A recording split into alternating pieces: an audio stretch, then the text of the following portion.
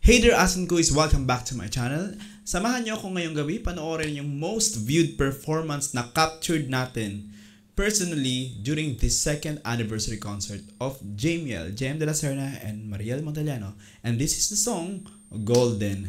At kung napanood niyo yung aming reaction or concert review ng aking mga kaibigan, ito rin yung most voted na unexpected na performance and part actually. Kasi nga trending ang Golden nowadays and challenging siya. So, hindi nagpatinag ang JML natin dyan at talaga sinali nila sa kanilang listing of songs yung Golden at finale. Yes, finale ang Golden. Sa mga nagko-comment, yes, we confirm na finale yung Golden. At I hope panoorin nyo yung aking reaction dito kasi late tayo nakapag-react kasi sunod-sunod yung events natin and my videos are being used na ng other being recorded as well. So okay lang naman basta sana na-spread din nila yung channel natin at nalalagay nila na sa channel natin galing yung video kasi yung pagpunta po natin doon sa venue, talagang we paid and we truly supported JML at yung mga events nila nagbabayad talaga tayo. Okay, sana support nyo po yung aking reaction video. At the same time, mag-subscribe po kayo sa aking channel. Kahit na lang naman. Maraming salamat po. Okay, let's go!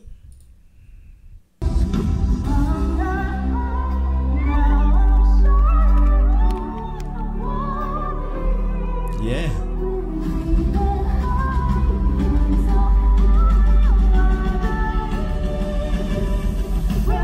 Ayun iling sila ng iling. Hindi ko alam kung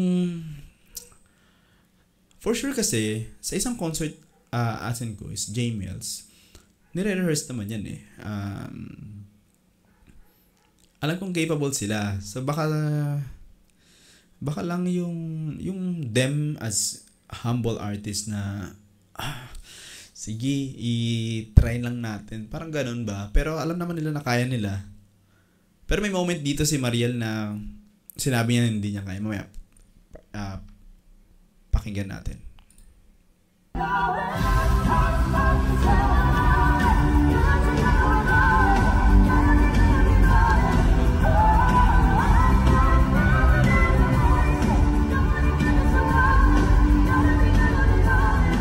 Diba? Even that one, yung mga lines na pinakinggan natin, ito lang ang ganda ng blending nila.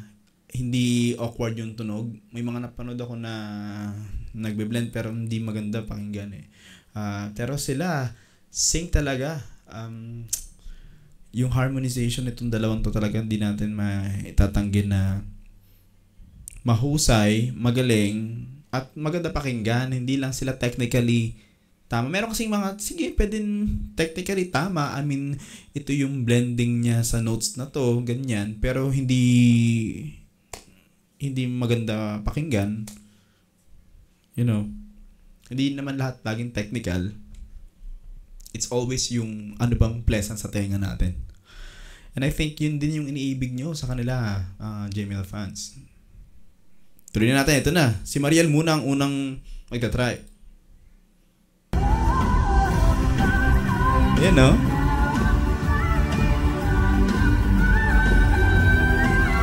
kita niyo yung mata ni JML, ni JM. Meron dito himayin natin ayun yung, di ba kita niyo yung lumaki yung mata niya. So parang, Mariel, kaya mo yan. Tsaka, ma-excite yung mga tao. Parang ganun. Even siya excited din. And then, here goes JM.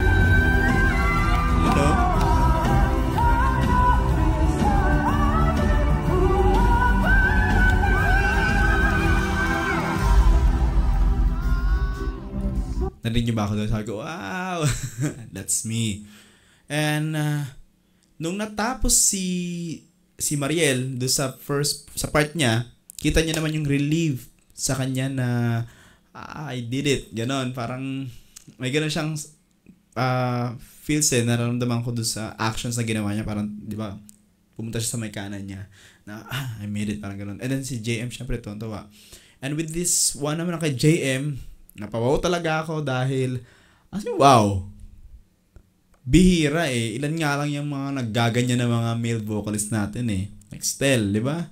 Tapos JM, yun din yung conversation namin ng friends ko. Grabe, ibang klaseng gift meron si JM na binigay sa kanya si Heavenly Father. Grabe. At kung makikita nyo rin yung reaction ni Ma na gumaganyan pa talaga, very, very proud. Okay, punta natin ngayon yung next part na inulit nila to.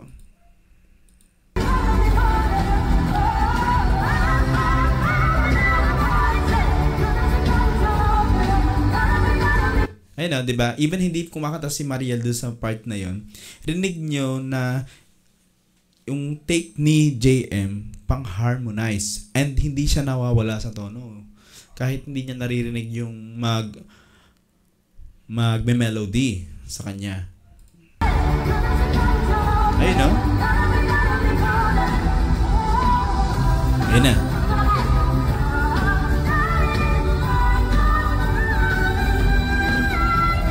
Yun, sabi ni Ma, di ba, hindi niya kaya. Tapos tumalikod siya. And dito, na-observe ko na ang ginawa ni JM, nakaalalay siya kay Mariel. Kasi tignan nyo, ha? Kaya makata siya Hindi niya tinuloy kasi kinanta ni Ma. I mean, kung sakaling nga hindi niya gagawin, kasi diba sabi niya hindi niya kaya, tapos talikod siya. So, I mean, the support of JM was there talaga. Sabi ko nga doon sa concert review namin, kaya naman ni Mariel sana hindi na lang siya tumalikod. Feeling ko naman talaga kaya niya Mariel has this voice na ang lawak din ng vocal range niya talaga. That she can also at the same time does R&B, di ba? Sumasayaw din si Mariel. Marami rin siyang kayang gawin sa boses niya And that's really something na sa generation niya, sa mga batch niya ng singers, natatangi from her. At ang linis ng boses niya. Di ba? Ang linaw-linaw. Then here's JM.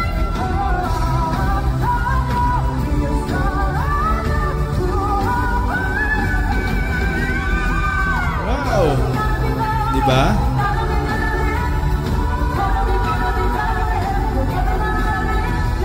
Ayan, dito magsasabihin sila.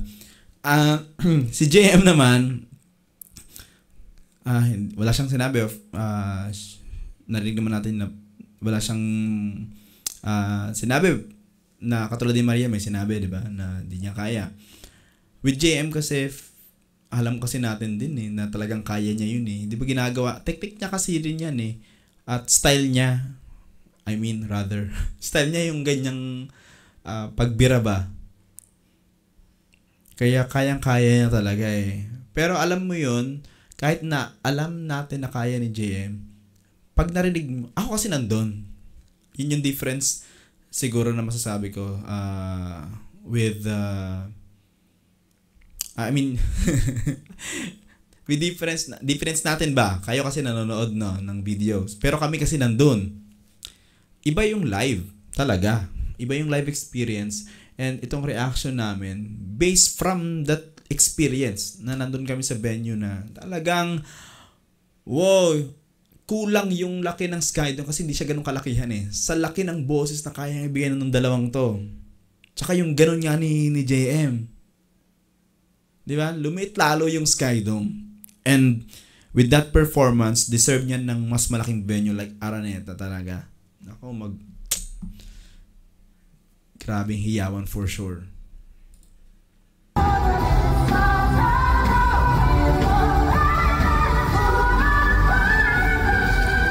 Yun! Yeah!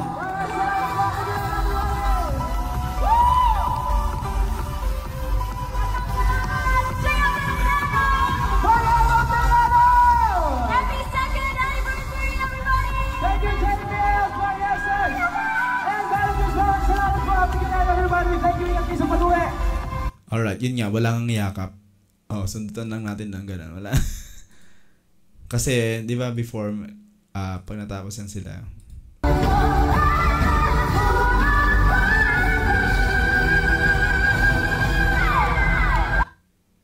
meron yan sila eh. I mean, after that, thank you, JM, thank you, Mariel, or Mariel Montaliano, JM de la Serna. Well, for sure, di man nila ginawa dyan sa stage, backstage, na meron yan as after the concert, di ba? It's truly a celebration. Hindi ko lang maalala kung parang wala eh. Yung bigayan ng flowers, binibigyan kasi ng flowers after the show eh.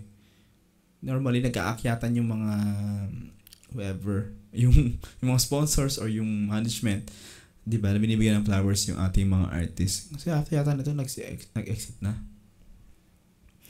Hinintay nga namin sila konti eh. Hindi lang din yun konti. Medyo matagal din yun. But was able to catch lang si Raven, si Boss Riley nila. Yan. Yun. Grabe yung Golden talaga. Yung kasikatan ng Golden, tapos with this cover, live performance, nabigyan talaga ng justice. And historical to. Sila, I think, yung nag-cover na both okay, both try in attempt at okay, at yung harmonization, yung boses nila, okay na okay. Alright? Sa inyo ba, okay din ang performance ng Jamiel para sa kantang Golden? Pa-comment lang sa ating comment section. Maraming salamat, Jamiel, sa mga nakita ko rin doon sa venue. Maraming salamat for taking time to say hi, to wave their hands, magpa-picture. Maraming salamat. At of course, maraming salamat for watching this video. Maraming salamat sa mga nag-subscribe. At sa mga hindi pa nag-subscribe, please do subscribe. At i-share nyo pa yung ating videos para sa iba pang Jamiel fans out there. Alright? Yun lang. Like and mag-ingat. Bye-bye!